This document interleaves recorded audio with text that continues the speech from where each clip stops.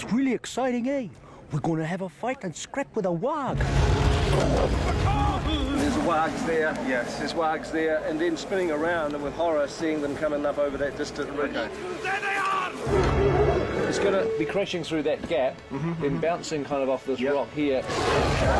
Just going to get the wargs ready to move, and on action, you guys turn as if you're hearing thundering footsteps.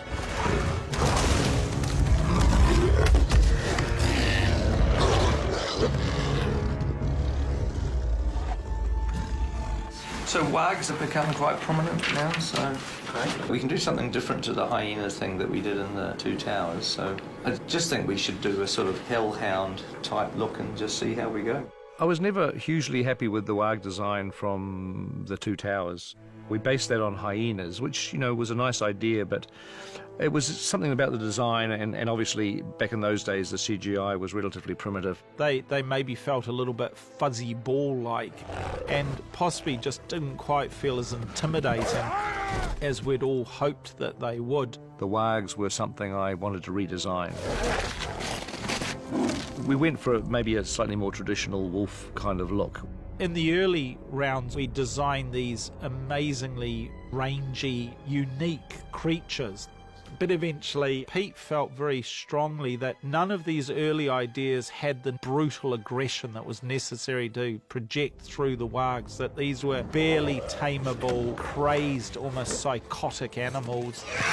There was a key piece of artwork that Gus Hunter had done that was this awesome shot of this fierce wolf, sort of the angular brows and that sort of like more pointed face that Pete ended up liking. So when we started talking about animating for the wargs, one of the considerations was exactly how intelligent they are. We went back and looked at them in the book, and of course the way Tolkien wrote them, they're intelligent creatures and they speak. But we realized that there'd be a problem trying to make them speak on camera because they're being ridden by, you know, Azog and these other orcs who really should be the ones that are in control. So Peter made the decision early on that we wouldn't have them speak, but they still needed to be intelligent in the same way that Tolkien wrote their intelligence in the book. Pete asked if we would build a rideable warg. Joel, do you want to just operate this front leg? Push it as high as you can get it. Great fun building that sort of stuff, and it certainly gave the actor the feeling that he was riding on this incredible creature. Man's best friend. Come on over here. So this character here, this is our matriarch. That's why she's not quite an albino, but just very pale.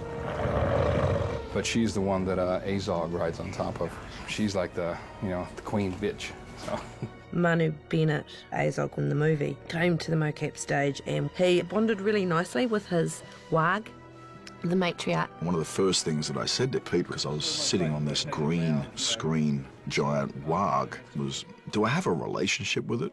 Instead of referring off to my fellow orcs, can I run my hand down through the neck of my warg and say to the warg, you know, can you smell the fear? No, Sticky. No, Stinga. And ultimately what we see is hugely powerful animals with all of the worst attributes that we might imagine in a mutant wolf. The wargs are related to the rise of this evil at Dol Guldur. But the importance of all that is really going to become apparent when you see the third Hobbit movie.